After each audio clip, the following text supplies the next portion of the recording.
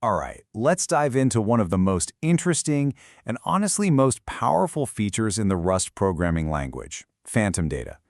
On the surface, it seems like a bit of magic, this invisible armor for your code. But what's it really doing under the hood? And right away, we run into a paradox.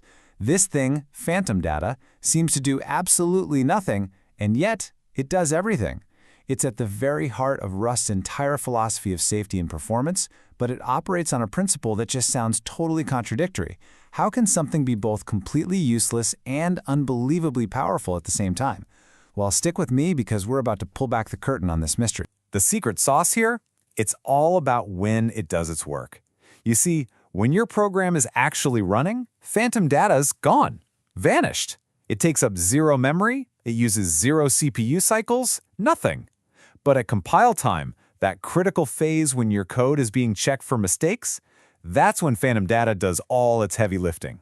It's like an invisible guardian angel for your code. Yeah. The best way to think about this is to imagine a friendly ghost haunting our code.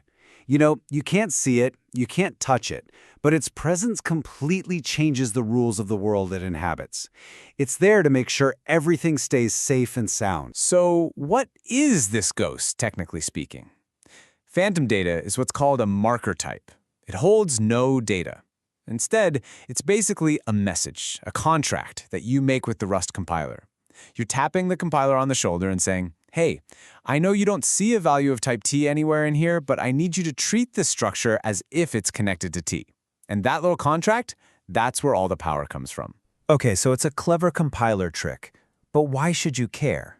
Why does it matter? Because this ghost, this silent protector, is working behind the scenes in some of the most reliable and high-stakes software on the entire planet. And its impact? Oh, it's very real. And the stakes here couldn't be higher. We're not talking about your average app. We're talking about high-frequency trading engines where a nanosecond bug could lose millions. We're talking about real-time robotic systems where a memory error isn't just a crash, it's a physical hazard. And database layers where one little mistake in state management could corrupt everything. Phantom data helps developers prevent these catastrophic bugs before the code ever sees the light of day. So how does it actually do all this? Well, our friendly ghost has basically three distinct superpowers that it uses to enforce safety when you compile your code. So let's break them down. Power number one is lifetime awareness. This is a huge one, especially when you have to use unsafe code. See, with a raw pointer, the compiler kind of loses track of how long that data is actually valid. By adding a phantom data marker like this one, you're explicitly telling the compiler, hey, treat this structure as if it's borrowing data, T, for this specific lifetime, A. And just like that, you bring all of Rust's famous safety checks back into the game, preventing things like dangling pointers. The second power is a bit of a deep cut, but it is absolutely essential for anyone writing libraries: variance control. Now, variance is a complex topic, but it basically dictates how your generic type should interact with subtypes. If you get it wrong, you can introduce these incredibly sneaky, hard-to-find bugs.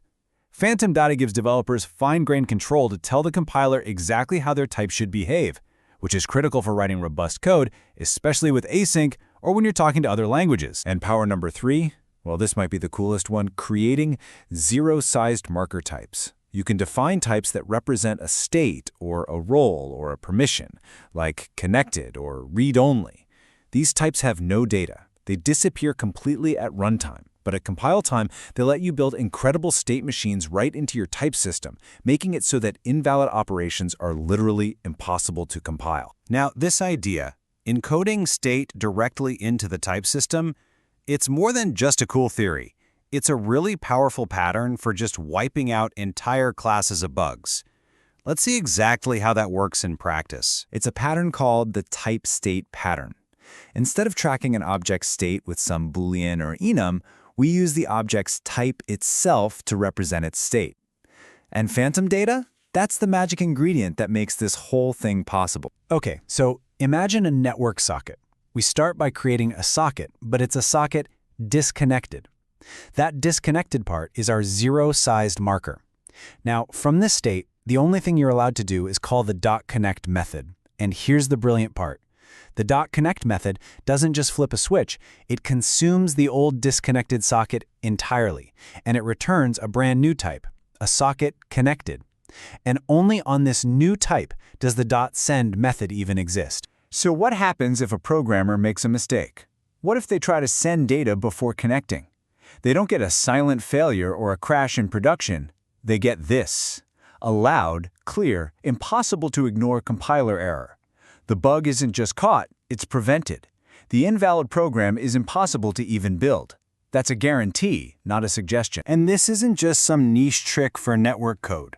This pattern is used all over the place, for making sure C libraries are used safely without changing their memory layout, for building internal domain-specific languages, where the compiler enforces that you call things in the right order, and, of course, for putting a crucial safety net around Rust's most powerful and most dangerous low-level features. So let's bring it all home. What's the ultimate benefit of mastering this ghost in the code? It all boils down to one simple, powerful idea: creating a safety net for your program that costs you absolutely nothing at runtime. Every bit of this safety, the lifetime checks, the state machines, all that bug prevention, it all happens when you compile. The moment your code is built, the runtime cost is exactly this: zero, nothing, zilch.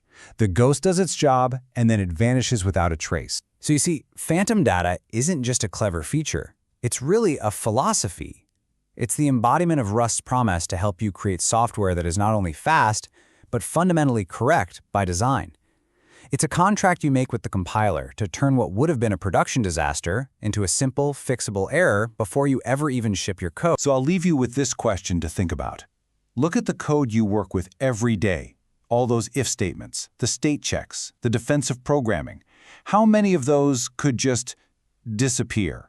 Their logic absorbed directly into the type system itself if your types just knew a little bit more. That, right there, is the power of the ghost in the code.